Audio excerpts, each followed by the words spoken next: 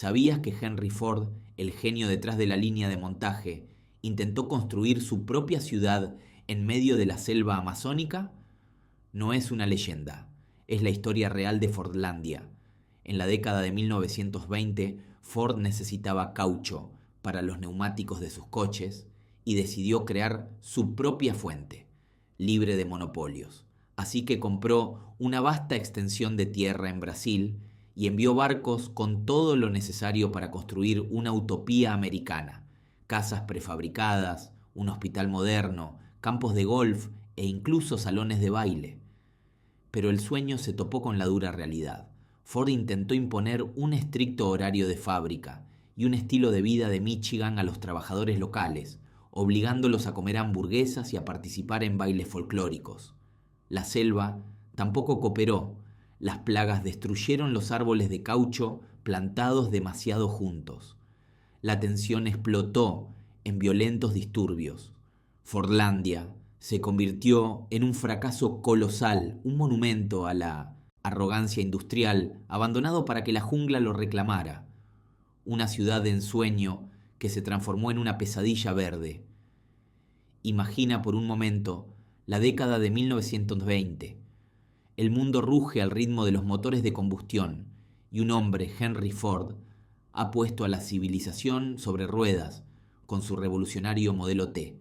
Su imperio industrial es una máquina perfectamente engrasada, una sinfonía de eficiencia y producción en masa. Pero en esta máquina hay una pieza que rechina, una dependencia que Ford, un hombre obsesionado con el control, simplemente no puede tolerar. Esa pieza es el caucho. En aquel entonces, el caucho era el oro blando de la industria. Cada neumático, cada manguera, cada junta de los millones de coches que salían de sus fábricas lo necesitaba desesperadamente. Y el suministro mundial estaba en manos de un solo poder, el Imperio Británico. A través de sus vastas plantaciones en Malasia y el sudeste asiático, los británicos controlaban el mercado, dictando precios y estrangulando a competidores como Ford. Para un hombre que había reinventado la fabricación, ser rehén de un monopolio extranjero era una afrenta personal y económica. Ford no era de los que se quejaban, era de los que actuaban. Si el mundo no le daba el caucho que necesitaba en sus propios términos, él crearía su propio mundo. Y así, en 1928, sus ojos se posaron en el corazón de la selva amazónica, en Brasil, la cuna original del árbol del caucho. Allí, Ford no solo vio árboles, vio la oportunidad de construir una utopía. Con una audacia casi inconcebible, la Ford Motor Company negoció un acuerdo con el gobierno brasileño. Adquirió un territorio de más de 10.000 kilómetros cuadrados a orillas del río Tapajós. Para que nos hagamos una idea, era una extensión de tierra más grande que algunos países europeos. Una mancha virgen de selva impenetrable que Ford se propuso domar y doblegar a su voluntad. El nombre de este sueño monumental sería, como no podía ser de otra manera, Fordlandia. El plan era mucho más que una simple plantación. Era un experimento social a una escala épica. Ford iba a trasplantar un trozo de la América profunda y trabajadora directamente en medio del Amazonas. La visión era deslumbrante. En el lugar donde solo había jaguares y enredaderas, se alzaría una ciudad modelo, una joya de la modernidad. Las órdenes fueron claras. Se construirían miles de casas de estilo americano, con sus porches y jardines, para alojar a los trabajadores brasileños y a sus familias. No serían chozas, sino hogares dignos. Se levantaría un hospital de última generación, equipado para combatir las enfermedades tropicales que acechaban en la selva. Habría escuelas para educar a los niños bajo el sistema estadounidense, tiendas bien surtidas, restaurantes e incluso una central eléctrica que llevaría la luz a la oscuridad de la jungla. Pero la visión de Ford iba más allá de la infraestructura. Quería moldear el alma de sus trabajadores. En Fordlandia, el ocio sería tan organizado como el trabajo. Se construyeron piscinas, salones de baile donde se enseñaría a bailar al estilo americano y hasta un campo de golf, un oasis de césped perfectamente cortado en medio del caos verde del Amazonas. Se esperaba que los trabajadores adoptaran la dieta americana con hamburguesas y helado y que vivieran según los valores puritanos de Henry Ford: trabajo duro, vida sana y, por supuesto, una estricta prohibición del alcohol. Barcos cargados con materiales prefabricados, desde cañerías hasta tejas, remontaron el Amazonas para dar vida a esta ciudad prefabricada. Miles de trabajadores locales fueron contratados, atraídos por la promesa de salarios estables y una vida mejor. Por un breve momento pareció que el poder de la industria y el capital podrían conquistar cualquier frontera. La utopía de Henry Ford, su reino del caucho en medio de la nada, comenzaba a tomar forma, con el rugido de las excavadoras y el sonido de las sierras reemplazando el canto de los pájaros tropicales. El sueño estaba en marcha, pero la selva, con sus propias reglas milenarias, observaba y esperaba en silencio. Imaginen la escena. En el corazón palpitante del Amazonas no llegaban exploradores ni biólogos, sino ingenieros y gerentes de Detroit, con planos bajo el brazo y una visión inquebrantable de orden y eficiencia. Su misión era domesticar la selva, pero antes de poder siquiera intentarlo, se enfrentaron a un desafío mucho más complejo: la naturaleza humana. El primer gran problema, la primera grieta en el sueño utópico, fue el profundo e insalvable choque cultural. Para los gerentes estadounidenses, el tiempo era una mercancía. Se medía en minutos y segundos, se marcaba en tarjetas y se anunciaba con el estridente silbato de la fábrica. A las 7 de la mañana en punto, el silbato rasgaba el aire húmedo de la selva, una orden metálica que exigía obediencia. Pero para los trabajadores locales, los caboclos, el tiempo era un ciclo, no una línea recta. Estaba dictado por el sol, no por el reloj, por el calor del mediodía, no por una sirena. Estaban acostumbrados a empezar su jornada con la primera luz para evitar el calor sofocante, a tomar largas siestas durante el pico de la tarde, a entender que el trabajo se adapta al entorno y no al revés. De repente, se les exigía estar en una línea de montaje durante 8 horas seguidas, bajo un sol abrasador, realizando tareas repetitivas que no tenían conexión con su vida anterior. Los gerentes veían su ritmo natural como pereza. No entendían por qué un hombre desaparecía en medio de su turno. No sabían que quizás había ido a pescar para alimentar a su familia esa misma noche, una necesidad mucho más real y urgente que cumplir una cuota de producción abstracta. Para los estadounidenses, un trabajador que no estaba en su puesto era un problema de disciplina. Para el trabajador, un gerente que le impedía conseguir su cena era una amenaza a su supervivencia. Y luego estaba la comida. En una tierra de una abundancia natural casi mítica, rebosante de frutas exóticas, pescado fresco y raíces nutritivas como la yuca, los trabajadores eran obligados a hacer fila en una cantina de estilo americano. Allí se les ofrecían bandejas con comida enlatada traída directamente de Michigan, hamburguesas, puré de papas en polvo y pan blanco. Para los gerentes era un trozo de hogar, un símbolo de la civilización que estaban trayendo. Para los trabajadores era un insulto soso e incomprensible. La comida no es solo sustento, es cultura, es comunidad, es identidad. Rechazar sus plátanos, su pescado al fuego y su farofa no era solo una preferencia dietética, era un rechazo a su forma de vida. Era decirles, sin palabras, que todo lo que conocían era inferior. Este choque se extendía a cada aspecto de la vida. Se construyeron casas idénticas, en hileras perfectas, al estilo de un suburbio de Michigan. Pero estas casas ignoraban el clima, la necesidad de ventilación y la vida comunal que los locales practicaban. Los trabajadores estaban acostumbrados a vivir en estructuras abiertas, en comunidades unidas por lazos familiares, donde la vida fluía entre el interior y el exterior.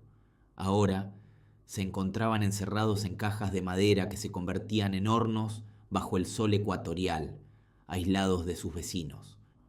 La frustración crecía en silencio, en las miradas resentidas en la línea de montaje, en las bandejas de comida apenas tocadas, en las conversaciones nocturnas en las aldeas. Los gerentes, ciegos a la cultura que intentaban suplantar, solo veían insubordinación y falta de gratitud. No se daban cuenta de que no estaban luchando contra la pereza, sino contra una forma de vida milenaria. No estaban imponiendo orden, estaban sembrando el caos en un sistema que a su manera ya funcionaba en perfecta armonía con el entorno más exigente del planeta. El sueño de la eficiencia industrial se estaba convirtiendo en una pesadilla de resentimiento humano, y el silbato de la fábrica no sonaba como una llamada al progreso, sino como el presagio de una rebelión inminente. Peor aún, y aquí es donde el sueño de Ford se topó con una pesadilla biológica, los ingenieros ignoraron por completo la ecología amazónica. En sus mentes, formadas en las fábricas de Detroit, un árbol era como una pieza de maquinaria, algo que se podía alinear, optimizar y replicar en masa. Abordaron la selva no como un organismo vivo y complejo, sino como un lienzo en blanco sobre el que podían imponer su lógica industrial. Su plan era simple: plantarían los árboles de caucho, la Hevea brasiliensis, en hileras, perfectamente ordenadas, muy juntos, maximizando cada metro cuadrado de terreno. Era el modelo de una plantación eficiente, como un huerto de manzanas en Michigan. Pero la Amazonía no es Michigan. En la naturaleza, los árboles de caucho no crecen así. Crecen salvajes, dispersos, a veces a cientos de metros de distancia el uno del otro, escondidos en un tapiz de miles de otras especies de plantas. Esta no es una ineficiencia de la naturaleza, es su más brillante estrategia de defensa. Esta distancia actúa como una cuarentena natural, un cortafuegos biológico. Si una plaga o una enfermedad ataca a un árbol, le resulta increíblemente difícil propagarse al siguiente. El viaje es demasiado largo y peligroso. Al plantar millones de árboles de caucho, uno al lado del otro, los hombres de Ford no crearon una plantación, crearon un banquete, un buffet libre, abierto las 24 horas, para todos los enemigos naturales del árbol de caucho. Y el enemigo principal no tardó en llegar. No era un jaguar ni una anaconda, sino un hongo microscópico, un asesino silencioso llamado Microcyclus ulei. Es el causante de una enfermedad devastadora conocida como el tizón sudamericano de la hoja. Para este hongo, Forlandia no era una ciudad, era el paraíso. Las esporas, transportadas por el viento y la lluvia constante, ya no tenían que viajar kilómetros para encontrar a su próxima víctima. Solo tenían que saltar unos pocos metros. La infección se extendió como un incendio invisible. Las hojas jóvenes, que deberían haber sido de un verde vibrante, empezaron a mostrar manchas. Luego se retorcían, se ennegrecían y caían prematuramente. Los árboles, despojados de su capacidad para hacer la fotosíntesis, se debilitaban y morían lentamente. El verde prometedor de la plantación se transformó en un marrón enfermizo, un paisaje desolado de ramas desnudas. El sueño de un imperio de caucho se estaba convirtiendo en un cementerio de árboles esqueléticos. Los ingenieros de Ford, expertos en motores, intentaron luchar con las herramientas que conocían. Trajeron fungicidas y equipos de fumigación, declarando la guerra al hongo. Pero era una batalla perdida. El clima amazónico, con su humedad asfixiante y sus lluvias torrenciales, era el aliado perfecto del hongo. La lluvia que debía nutrir los árboles simplemente lavaba los químicos, dejándolos indefensos. Y el hongo no estaba solo. Con un único tipo de árbol disponible, otras plagas se unieron a la fiesta. Orugas, ácaros y escarabajos, que en un ecosistema diverso tendrían depredadores naturales, encontraron en Fordlandia un suministro de comida ilimitado y seguro. La plantación no era un monocultivo, era un monocultivo moribundo. Ford intentó una segunda vez en un nuevo asentamiento llamado Belterra, tratando de aplicar las lecciones aprendidas. Intentaron injertar copas de árboles de caucho asiáticos, que eran más resistentes al tizón, en los troncos de los árboles nativos. Pero incluso este esfuerzo fue en gran medida inútil. La selva era implacable. El proyecto, que había nacido de una lógica industrial impecable, fue derrotado por una simple hoja y un hongo microscópico. Habían conquistado el mundo de la máquina, pero el mundo orgánico, con sus reglas antiguas y complejas, les había dado una lección de humildad brutal y definitiva. El susurro de las hojas muertas al caer fue la respuesta silenciosa y contundente de la Amazonía. El aire en Forlandia se había vuelto denso, pesado con un resentimiento que fermentaba bajo el sol implacable del Amazonas. Durante meses, las tensiones habían crecido en silencio, como las raíces de los árboles que amenazaban con reclamar el asfalto. Por un lado, estaban los gerentes estadounidenses, con sus reglas estrictas, sus horarios inflexibles y su incomprensión de la cultura local. Por otro, los trabajadores brasileños, arrancados de sus ritmos de vida para someterse a la disciplina de la cadena de montaje en mitad de la selva. El choque de dos mundos era total. Se les imponían casas idénticas, se les prohibía el alcohol y se les obligaba a comer alimentos que les resultaban extraños y sin sabor. Pero el verdadero campo de batalla, el lugar donde todas las frustraciones encontraron un punto de ignición, fue la cafetería.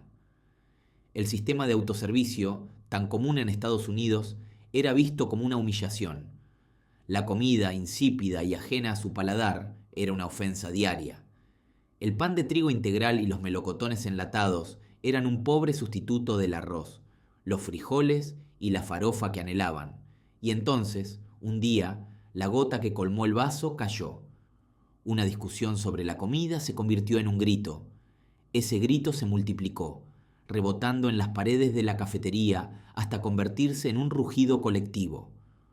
Una bandeja voló por el aire, luego otra.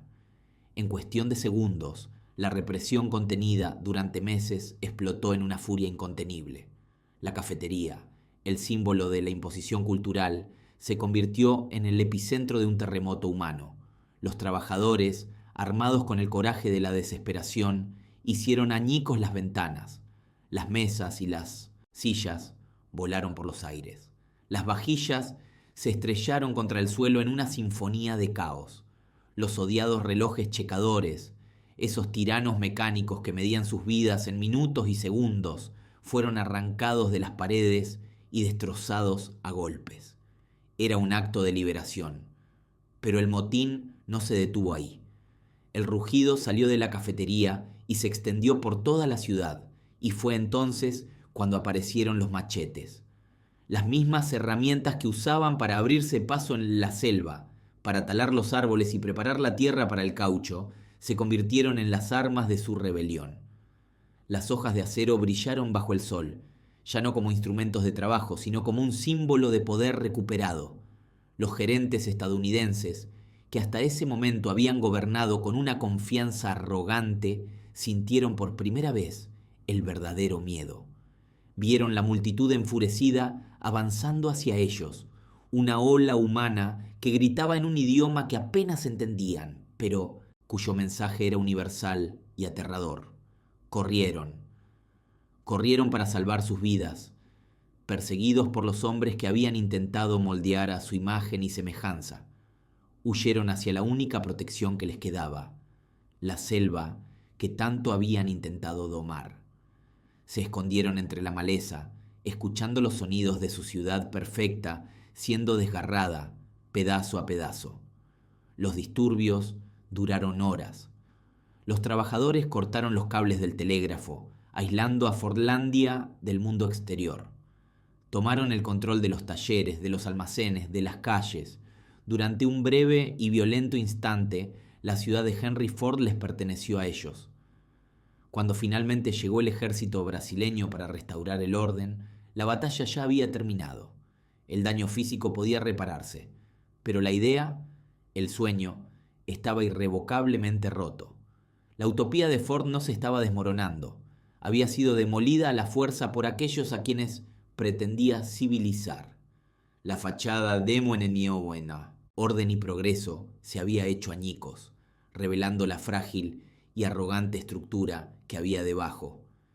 El sueño de un magnate industrial, impuesto con escuadra y cartabón, sobre la anarquía del Amazonas, acababa de ser devorado por la propia realidad que intentaba ignorar.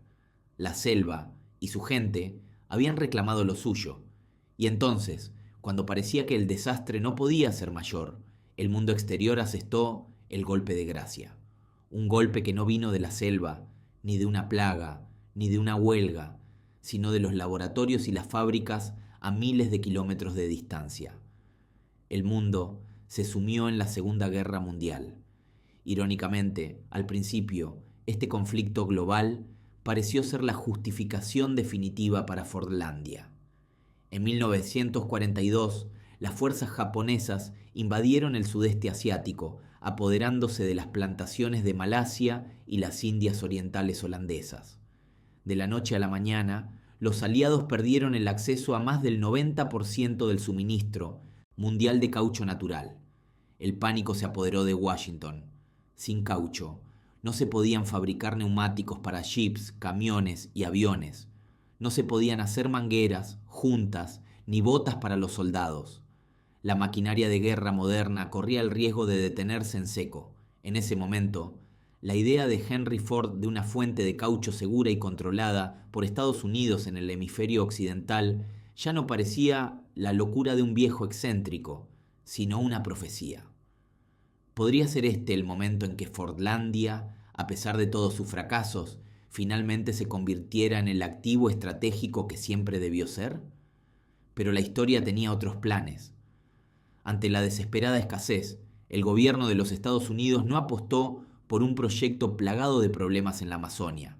En su lugar, lanzó uno de los mayores esfuerzos científicos e industriales de la historia, un programa de emergencia para inventar y producir en masa caucho sintético. Fue una carrera contra el tiempo, una especie de proyecto Manhattan para la química de polímeros. Los mejores científicos y las corporaciones más grandes del país unieron fuerzas. Se invirtieron sumas astronómicas de dinero y recursos, y lo lograron. En un tiempo récord, la producción de caucho sintético pasó de ser una curiosidad de laboratorio a una industria masiva. Para 1944, las fábricas en Estados Unidos producían más de 800.000 toneladas al año, más que toda la producción de caucho natural del mundo antes de la guerra. Era un producto fiable, barato de producir y, lo más importante, disponible en casa, sin depender de selvas impredecibles ni de rutas marítimas peligrosas. La noticia llegó a Fordlandia no como una explosión, sino como un eco distante que confirmaba una muerte ya anunciada. El proyecto, nacido para liberar a Estados Unidos de la dependencia del caucho extranjero, se había vuelto completamente irrelevante. La razón fundamental de su existencia se había evaporado, disuelta en los reactores químicos de plantas en Ohio y Nueva Jersey.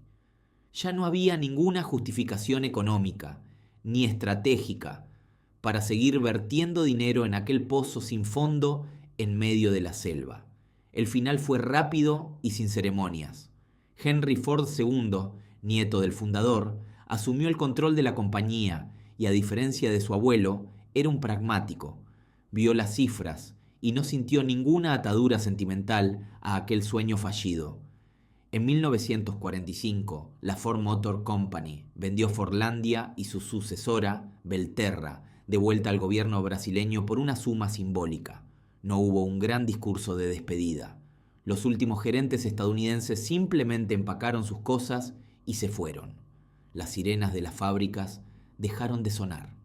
El rugido de la maquinaria fue reemplazado por el zumbido de los insectos y el llamado de los monos. Los trabajadores brasileños, muchos de los cuales habían nacido y crecido allí, fueron abandonados a su suerte. La inversión total de Ford se estima en más de $20 millones de la época, lo que hoy equivaldría a más de $300 millones. Todo perdido. A cambio, la compañía no había logrado enviar ni un solo kilo de caucho a sus fábricas en Dearborn. La selva, paciente y eterna, comenzó su lento proceso de reclamación. La enredadera se abrió paso por las ventanas de las casas de estilo americano. El óxido devoró los hidrantes rojos de incendios. La piscina vacía se llenó de agua de lluvia y hojas podridas. El campo de golf se convirtió en un pastizal salvaje. Fordlandia se transformó en un monumento fantasmal, una ciudad utópica en ruinas, un testimonio silencioso de la arrogancia industrial, de la colisión entre la rigidez de la línea de montaje y la fluidez caótica del Amazonas. Una cicatriz en el corazón de la selva que cuenta la historia de un sueño grandioso que se estrelló contra la realidad. Imaginen el sonido de la selva amazónica, el canto de aves exóticas, el zumbido incesante de los insectos y el susurro del viento entre hojas tan densas que apenas dejan pasar la luz del sol. Ahora, en medio de este océano de vida salvaje, imaginen que se topan con un hidrante oxidado, tragado por las raíces de un árbol gigante, o con el esqueleto de un edificio de hormigón, con ventanas vacías que parecen ojos mirando hacia la nada, mientras las enredaderas se abren paso por sus paredes como venas verdes.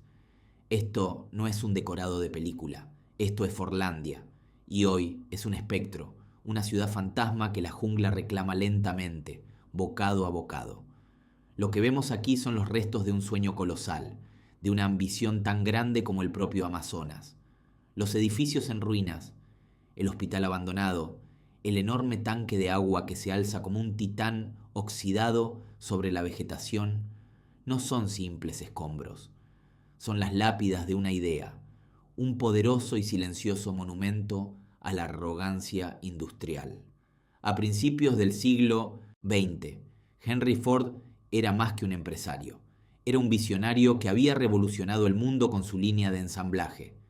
Creía que con suficiente capital, ingeniería y voluntad americana, cualquier problema podía ser resuelto, cualquier entorno podía ser dominado. Y su problema era el caucho. Cansado de depender de los proveedores británicos en Asia, decidió que crearía su propia fuente, aquí mismo, en el corazón de Brasil. Pero Ford no solo quería una plantación, quería construir una utopía. Un pedazo del medio oeste estadounidense trasplantado a la selva tropical. Construyó casas prefabricadas idénticas a las de Michigan, con césped y vallas blancas. Levantó escuelas, un hospital con la última tecnología de la época, una piscina, un campo de golf e incluso un salón de baile donde se insistía en que los trabajadores locales aprendieran danzas como el foxtrot. Fue un intento de imponer una visión sin el más mínimo interés por entender el entorno. Los ingenieros de Ford ignoraron milenios de sabiduría local y las advertencias de los botánicos. Plantaron los árboles de caucho en hileras apretadas, muy juntos, al estilo de una plantación de maíz en Iowa. En la naturaleza, estos árboles crecen dispersos, precisamente para protegerse. Al agruparlos, Ford creó un bufé libre para las plagas y los hongos, que no tardaron en arrasar con la plantación.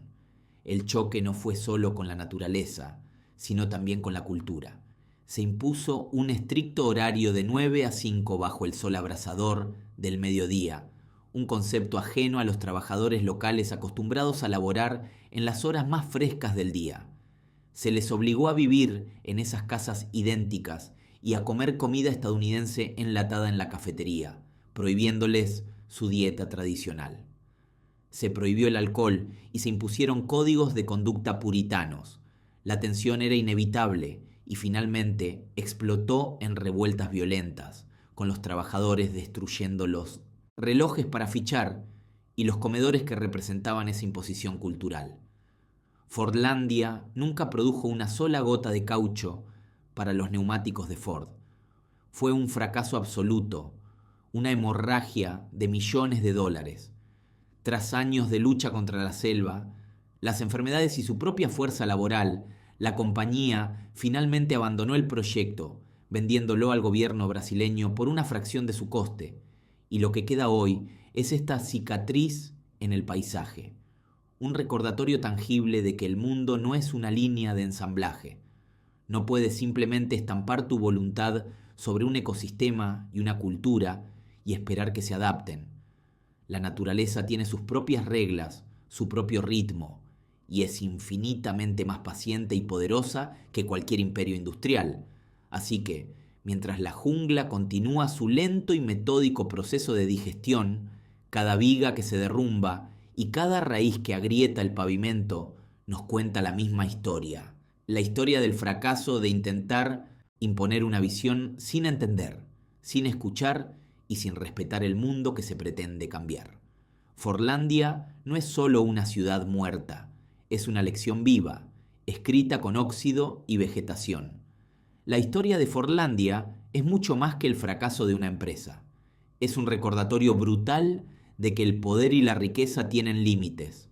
En lo más profundo de la selva amazónica, Henry Ford, el titán de la industria, soñó con construir una utopía, una ciudad perfecta, sacada directamente de Michigan, con sus casas ordenadas, sus campos de golf y su moral puritana.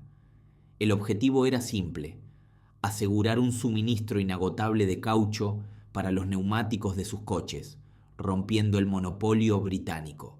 Pero la selva no obedece a los planos de un ingeniero. Los árboles de caucho, plantados en hileras apretadas como si fueran tornillos en una línea de montaje, se convirtieron en el festín perfecto para las plagas y los hongos. La naturaleza, en su sabiduría caótica, se resistió a la rígida simetría industrial. Y si la naturaleza se rebeló, la cultura lo hizo con más fuerza. Ford intentó imponer a los trabajadores brasileños un estricto horario de 9 a 5. Les sirvió hamburguesas en lugar de su comida tradicional y les prohibió el alcohol. La respuesta no tardó en llegar: motines, huelgas y un choque cultural tan violento que hizo temblar los cimientos de la ciudad.